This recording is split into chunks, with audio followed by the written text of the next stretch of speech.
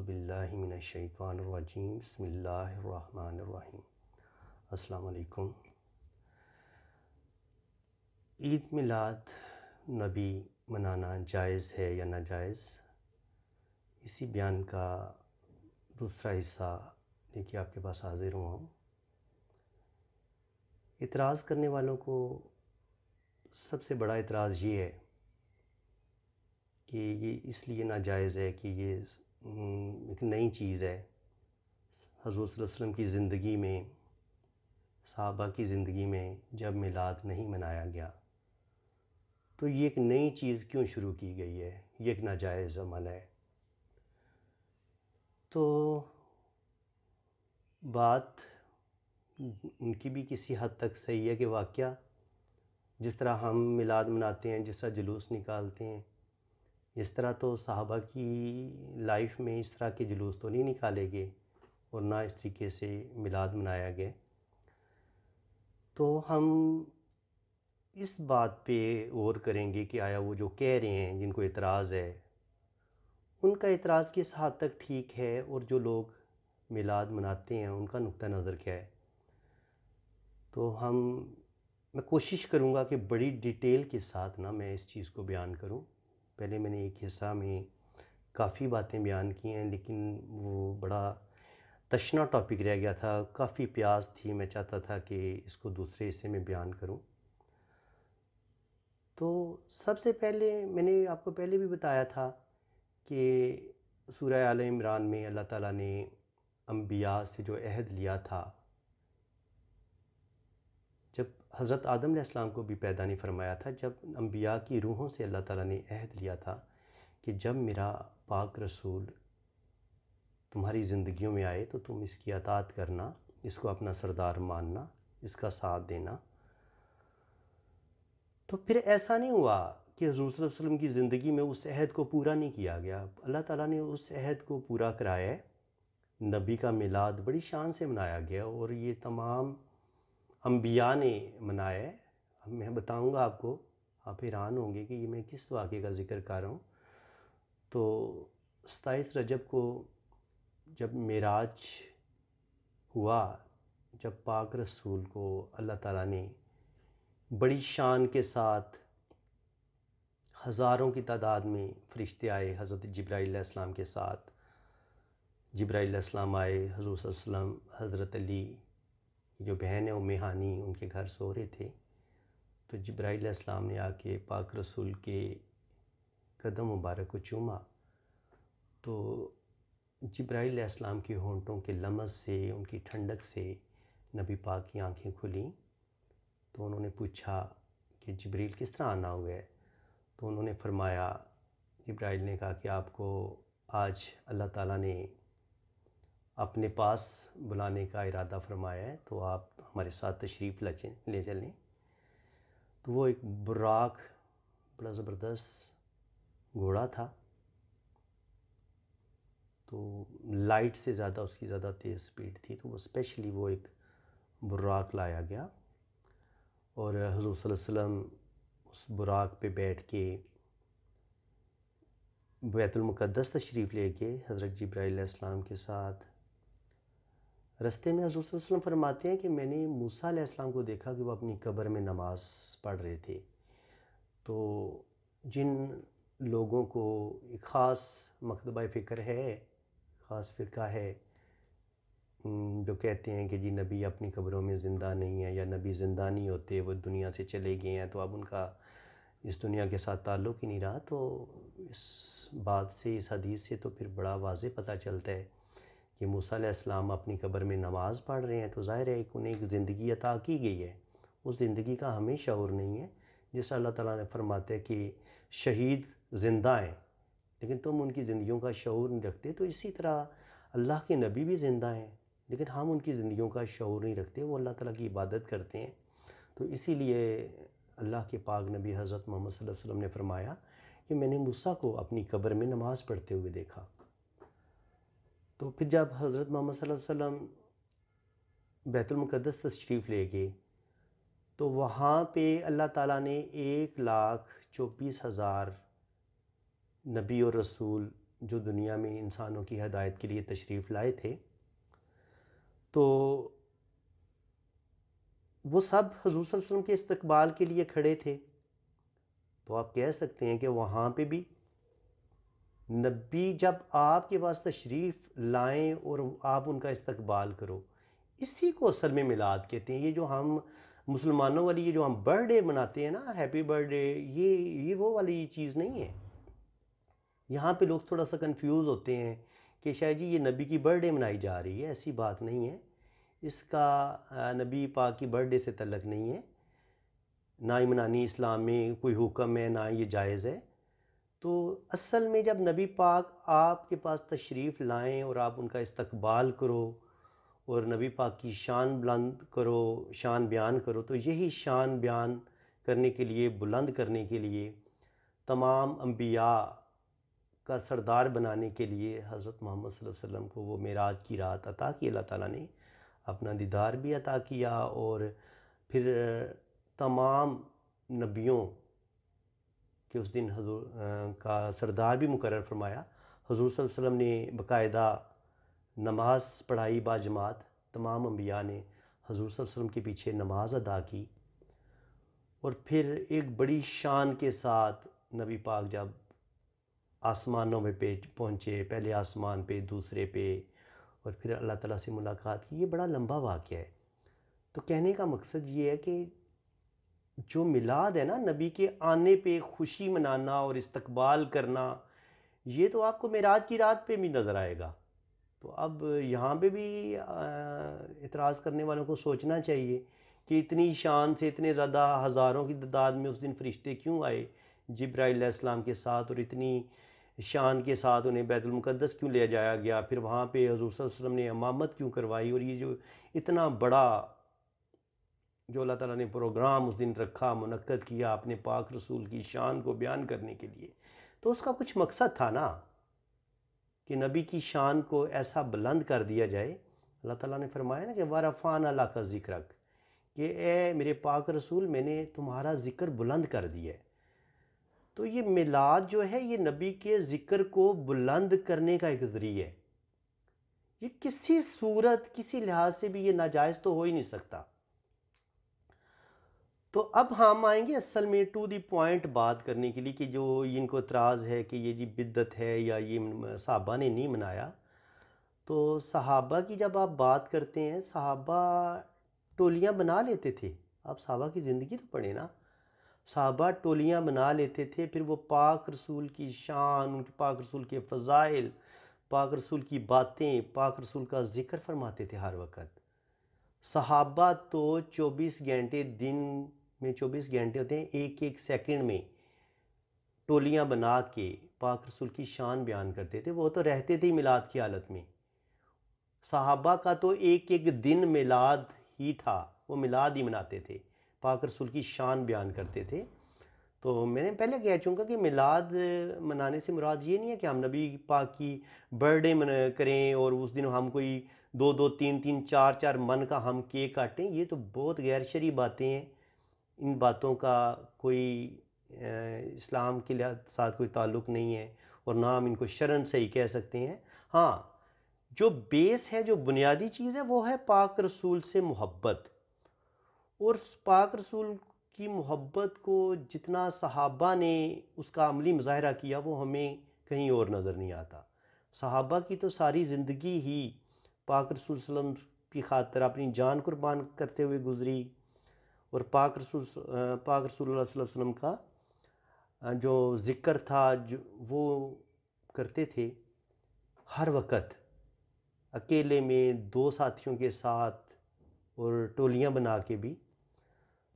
تو یہ جو میلاد ہم منا رہے ہیں، یا جو آج کل منایا جا رہا ہے، اس کا بیسک جو مقصد ہے وہ یہ ہے کہ جیسی محبت حضرت محمد صلی اللہ علیہ وسلم کے ساتھ صحابہ کو تھی، ایسی ہی محبت ہمیں ہو، ہماری اولاد کے دلوں میں بھی ایسی ہی محبت پیدا ہو۔ تو جن لوگوں کو اعتراض ہوتا ہے نا کہ میلاد منانا چاہیے یا نہیں منانا چاہیے، تو آپ ان کی مساجد میں چیک کریں، یقین کریں وہ کبھی بھی اکٹھے بیٹھ کے آپ کو پاک رسول اللہ صلی اللہ علیہ وسلم کی نعت پڑھتے نظر نہیں آئیں گے، پاک رسول کی شان بیان کرتے ہوئے نظر نہیں آئیں گے۔ یہ آپ چیک کر سکتے ہیں، یہ میرا چیلنج ہے تمام دنیا کے مسلمانوں کو کہ جن لوگوں کو میلاد پہ زیادہ اعتراض ہے، آیا ان کی مساجد میں وہ پاک رسول کی محفل نعت منعقد کرتے ہیں، پاک رسول صلی اللہ علیہ وسلم کی شان بیان کرتے ہیں ان کے علماء 12 ربیع الاول کو یا ربیع الاول کے مہینے میں، یا اس کے علاوہ آیا وہ محفل کا انعقاد کرتے ہیں؟ تو بات یہ کہ اصل میں انہیں جو یہ میلاد پہ اعتراض ہے، یا جو پاک رسول صلی اللہ علیہ وسلم کا جو ہم ذکر بلند کرنے کی کوشش کرتے ہیں، وہ اللہ تعالیٰ نے بلند کیا ہوا ہے، تو وہ ہم نے نہیں کرنا، وہ تو اللہ تعالیٰ نے بلند کیا ہوا ہے۔ تو ہمارا تو مقصد یہی ہے کہ ہم پاک رسول سے اپنی محبت کا اظہار کریں۔ تو یہ ہم پوری کوشش کرتے ہیں، اور اللہ تعالیٰ ہمیں اس قابل بھی کرے کہ ہم اپنی اولاد کے دلوں میں، اپنے دلوں میں ہم پاک رسول کی زیادہ سے زیادہ محبت قائم کریں۔ اور ابھی جو اعتراض کرنے والے تھے، ابھی میں نے بات ختم نہیں کی، کیونکہ ابھی ان کے اعتراض کا بالکل ٹھیک جواب انہیں دینا ہے میں نے۔ دیکھیں، اسلام کے جو بنیادی اصول ہیں نا، وہ کچھ باتیں اللہ تعالیٰ نے مقرر فرما دیں، اپنے پاک رسول کو صاف صاف بتا دیا ہے کہ یہ چیزیں ہیں اسلام کی جو 5 بنیادی ارکان ہیں: نماز، روزہ، حج، زکوٰۃ۔ اب جیسے اللہ تعالیٰ نے 5 نمازیں فرض کر دی ہیں، تو آپ کو کوئی ایک فرقہ آج اٹھے اور کہ جی نمازیں 3 ہیں، تو کوئی بھی اسلام کا فرقہ یہ تسلیم نہیں کرے گا کہ نمازیں 3 ہیں یا نمازیں 8 ہیں۔ اللہ تعالیٰ کے پاک نبی نے 5 نمازیں مقرر کی ہیں، تو پھر وہ 5 ہی رہیں گی۔ اور اسی طرح اگر نماز کی ہر رکعت میں ہم سورہ فاتحہ پڑھتے ہیں، اور جو سورہ فاتحہ نہیں پڑھتا اس کی نماز ہی نہیں ہوتی، تو اب کوئی شخص یہ کہ جی میں سورہ فاتحہ کی جگہ میں درود ابراہیمی پڑھوں گا، یا میں اس کی جگہ سورہ کوثر پڑھوں گا، تو کیا اس کی نماز ہو جائے گی؟ تو بالکل نہیں ہوگی۔ اسی طرح اگر کوئی کہے جی کہ میں یہ جو رمضان کے روزے ہیں، یہ میں 30 کے بجائے میں زیادہ ثواب ہوتا ہے میں 35 رکھوں گا نماز کے، اور یا 40 روزے رکھوں گا، تو نہیں، ایسی بات نہیں ہے۔ 29 یا 30 روزے ہی ہوتے ہیں رمضان کے، اس میں بھی کوئی چینجنگ نہیں ہو سکتی۔ اب 2.5% زکوٰۃ اللہ تعالیٰ نے مقرر کی ہے، کوئی کہے کہ جی میں 1.25 دوں گا یا 1 پوائنٹ دوں گا، تو اس کو بھی کوئی بندہ تسلیم نہیں کرے گا۔ یعنی کہ کچھ چیزیں اللہ اور اللہ کے رسول نے مقرر کر دی ہیں، وہ فکس ہو چکی ہیں، اس میں تو کوئی چینجنگ نہیں آ سکتی۔ لیکن ایک عبادت ایسی ہے کہ اللہ تعالیٰ فرماتا ہے کہ میں، اے ایمان والوں، میں اور میرے فرشتے پاک رسول پر درود بھیجتے ہیں، تو اے ایمان والوں تم بھی پاک رسول پہ درود بھیجو۔ اب درود بھیجنے کی کوئی لمٹ اللہ تعالیٰ نے نہیں بتائی کہ کس ٹائم پڑھو، کتنا پڑھو، یہ آپ پہ چھوڑ دیا ہے کہ آپ پوری زندگی، اپنی زندگی کا جو آپ کا ایک ایک سیکنڈ ہے، آپ پاک رسول پہ درود بھیجتے رہیں، پاک رسول کا ذکر کرتے رہیں۔ یہ تو اللہ تعالیٰ نے پورے سال کے ایک ایک سیکنڈ میں آپ پر یہ فرض کر دیا ہے، آپ پہ چھوڑا ہے کہ آپ اپنے رسول سے کتنی محبت کرتے ہیں، کتنا درود پڑھ سکتے ہیں، اپنے پاک رسول کو کتنا یاد کر سکتے ہیں۔ اگر اس بات پہ سوچا جائے تو ہر مسلمان عورت مرد پہ یہ میلاد، ان کی میلاد سے مراد یہ ہے کہ نبی پاک پہ درود بھیجنا، نبی پاک کی شان بلند کرنا، یہ تو ہم پہ پھر فرض ہو چکا ہے۔ یہ تو ایک ایسی عبادت ہے جو اللہ کے فرشتے بھی کریں، خود اللہ تعالیٰ نے بھی اس عبادت کا ذکر کیا کہ میں بھی درود پڑھتا ہوں، تو اے ایمان والو تم بھی درود پڑھو۔ تو مجھے یہ بتائیں، جب اللہ کے پاک رسول پہ درود بھیجنا، پاک رسول کے فضائل بلند کرنا، پاک رسول کا ذکر کرنا، یہ اللہ تعالیٰ نے قرآن پاک میں یہ حکم دیا ہے۔ یہ میں کوئی حدیث بیان نہیں کر رہا ہوں کہ جسے آپ کوئی علماء کہیں گے جی یہ ضعیف ہے یا صحیح حدیث ہے، تو یہ میں نے قرآن پاک کی آیات کا ترجمہ آپ کے سامنے بیان کیا ہے۔ تو جب اللہ تعالیٰ نے قرآن پاک میں صاف صاف فرما دیا ہے کہ ایمان والوں میں بھی درود پڑھتا ہوں، میرے فرشتے بھی پڑھتے ہیں، تم بھی پڑھو، تو ثابت ہو گیا کہ اب ہر مسلمان پہ فرض ہے کہ وہ محبت رسول میں غرق ہو جائے، وہ دن رات پاک رسول پہ درود و سلام بھیجے، پاک رسول کی شان بلند کرے۔ تو اس میں تو پھر اعتراض کرنے والی بات ہی کوئی نہیں ہے۔ میلاد کا جو دن منایا جاتا ہے اس دن ہوتا کیا ہے؟ درود و سلام پڑھا جاتا ہے، پاک رسول کی شان بیان کی جاتی ہے۔ تو اس کے علاوہ اگر آپ کچھ بھی کریں، ان دو کاموں کے علاوہ اگر کوئی ڈانس کر رہا ہے یا کوئی کیک کاٹ رہا ہے، یہ تو غیر شرعی باتیں ہیں۔ یہ تو میں بھی کہہ رہا ہوں کہ یہ چیزیں نہیں ہونی چاہیے، یا فضول خرچی کی جا رہی ہے، بے حساب لائٹنگ کی جا رہی ہے۔ اور تو میں بات کر رہا تھا کہ ہمارے ہر عمل میں رسول اللہ صلی اللہ علیہ وسلم سے جو محبت ہے وہ جھلک نظر آنی چاہیے۔ ہماری زندگی کا ہر دن، جس طرح ہم میلاد مناتے ہیں اس دن ہم پاک رسول پہ درود و سلام بھیجتے ہیں، تو یہ دن ہمیں سال کے جو 365 دن ہیں، ہر دن ہمارا زندگی کا ایسا ہی گزرنا چاہیے، ایسے ہی اپنی محبت کا ہمیں اظہار کرنا چاہیے۔ تو یہ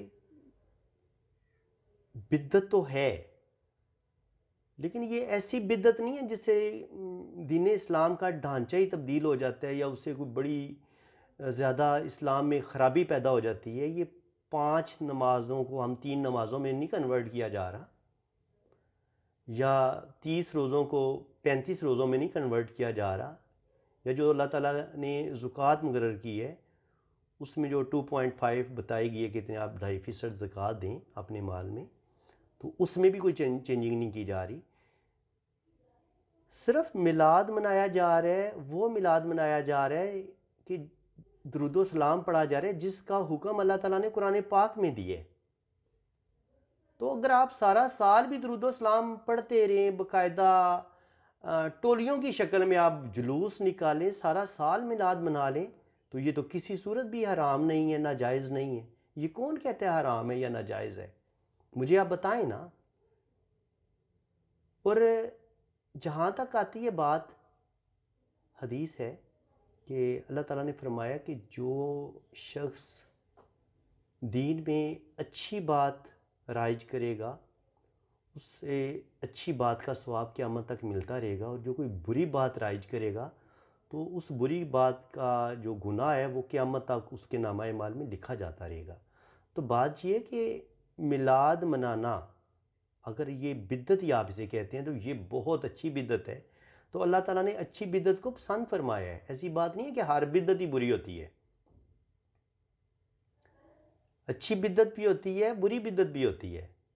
تو اگر آپ اس کو اچھی بدعت کے زمرے میں لیتے ہیں تو یہ جس بندے نے بھی یہ میلاد منانے کا کام شروع کیا تھا، یہ تو بڑی اچھی پھر بدعت ہوئی نا، کہ وہ قیامت تک اس کو اس چیز کا ثواب ملے گا کہ 12 ربیع الاول کو اس امت کا بچہ امت محمدیہ کا پاک رسول پہ درود و سلام بھیج رہا ہوتا ہے۔ تو بتائیں نا پھر آپ کو کیا اعتراض ہے؟ جس نبی کا ہم کلمہ پڑھتے ہیں اس کی محبت پہ آپ کو اعتراض ہے؟ میں بالکل کوئی عالم نہیں ہوں، میں اسٹوڈنٹ ہوں، قرآن کا اسٹوڈنٹ ہوں، دین اسلام کو سیکھ رہا ہوں۔ اسٹوڈنٹ کی حیثیت سے میں جو بہت بڑے بڑے ٹیچر ہیں، جو بڑے بڑے مبلغ ہیں عالم اسلام کے، بتائیں اگر میں کوئی غلط بات کہہ رہا ہوں تو اس سے اسلام کے ڈھانچے میں کوئی خرابی پیدا نہیں ہوتی۔ میلاد منانا، پاک رسول پہ درود و سلام بھیجنا، اس سے کوئی دین اسلام میں کوئی خرابی پیدا نہیں ہوتی۔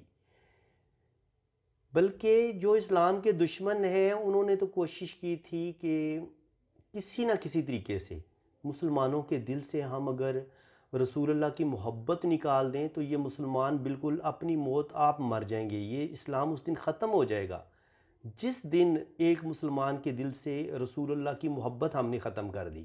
تو آج یہودی، ہندو، عیسائی، تمام جتنی بھی بڑی طاقتیں ہیں جو اسلام کے دشمن بھی ہیں، تو وہ چاہتے ہیں کہ آپ کے دل سے رسول اللہ کی محبت نکل جائے۔ تو اپنے رسول سے، اگر وہ اپنے نبی سے حضرت عیسیٰ علیہ السلام سے محبت کا اظہار کرتے ہیں تو آپ بھی پاک رسول سے محبت کا اظہار کریں۔ وہ تو چاہیں گے کہ آپ اپنے رسول سے محبت نہ کرو، وہ محبت آپ کے دل سے نکل جائے۔ تو یہ تو ایک جنگ ہے، اور یہ جنگ آج سے نہیں، یہ جنگ جب سے پاک رسول نے اسلام کی تبلیغ کی تھی، یہ تو دشمنی اس وقت سے جاری و ساری ہے۔ تو اسلام کے دشمن کافر بھی تھے اور اسلام کے بدترین دشمن منافق بھی تھے، جنہوں نے مدینہ میں مسجد زرار بنا رکھی تھی۔ تو وہ بھی نام کے مسلمان تھے، وہ بھی قرآن پڑھتے تھے، نماز پڑھتے تھے۔ تو اللہ تعالیٰ نے حکم دیا کہ اے پاک رسول، یہ جو مسجد ہے یہ منافقوں کی مسجد ہے، تو آپ اس کو جلا دیں، یہ مسلمان نہیں ہیں۔ تو مدینہ میں اللہ تعالیٰ نے پاک رسول کو حکم دیا تھا اس مسجد کو جلانے کا، تو پاک رسول نے صحابہ کو حکم دیا کہ یہ جو منافقوں کی مسجد ہے مسجد زرار، تم اس کو جلا دو۔ تو بات یہ کہ رسول اللہ کے دشمن منافقین وہ تو پاک رسول صلی اللہ علیہ وسلم کی زندگی میں بھی موجود تھے، تو کیا آج وہ دشمن ختم ہو گئے ہیں؟ بالکل نہیں۔ آج جو کفار ہیں وہ بھی مسلمانوں کے دشمن ہیں، اور جو مسلمانوں کی صفوں میں گھسے ہوئے جو نام کے مسلمان ہیں وہ بھی نبی کا کلمہ پڑھتے ہیں، بظاہر پڑھتے ہیں، نبی سے محبت کا اظہار بھی کرتے ہیں، 5 وقت کی نماز بھی پڑھتے ہیں۔ تو پھر ایسے منافقین کو پہچاننا کتنا مشکل کام ہے، آپ خود بتائیں نا۔ ایک بندہ بہت اچھا قرآن پاک پڑھتا ہو، 5 وقت کی نماز بھی پڑھتا ہو، نماز، روزہ، حج، زکوٰۃ، وہ تمام ارکان بالکل صحیح ادا کر ہے، لیکن اندر سے وہ منافق ہے۔ تو ایک مسلمان اور منافق کے درمیان جو دیوار ہے وہ محبت رسول ہے۔ منافق کے دل میں رسول اللہ کی محبت نہیں ہوگی، تو آپ نے اپنے آپ کو، اپنی اولاد کو منافق بننے سے بچانا ہے۔ آپ نے رسول اللہ کی محبت پیدا کرنی ہے اپنی اولاد کے دلوں میں، اپنے دلوں میں، اور اس محبت کو زیادہ سے زیادہ پھیلانا ہے کہ امت مسلمہ جو ہے وہ ہم ایک، جیسے تسبیح ہوتی ہے اس کے دانے ہوتے ہیں، تو وہ یہ جو تسبیح ہے یہ اسی وقت تک یہ دانے اکٹھے رہ سکتے ہیں، متحد رہ سکتے ہیں، جب تک رسول اللہ کی محبت ہمیں جوڑ کے رکھے گی۔ اگر رسول اللہ کی محبت ہمارے دلوں سے نکل جائے گی تو پھر سارا ڈھانچہ خراب ہو جائے گا، اسلام بالکل کمزور ہو جائے گا۔ تو ہم نے اسلام کو زندہ بھی رکھنا ہے، اور اسلام کو زندہ رکھنے کے لیے ضروری ہے کہ ہم اپنے دلوں میں محبت رسول کو زندہ رکھیں، اور یہی چیز ہم اپنی اولادوں کو منتقل کریں۔ تو کافی حد تک میں نے میلاد کو بیان کر دیا ہے کہ میلاد ہے اصل میں کیا، اس کی جو بیسکس منایا کس وجہ سے جاتا ہے وہ بھی بتا دیے۔ تو امید ہے کہ آپ کو میری یہ کوشش اچھی لگی ہوگی۔ اجازت چاہتا ہوں، اللہ حافظ۔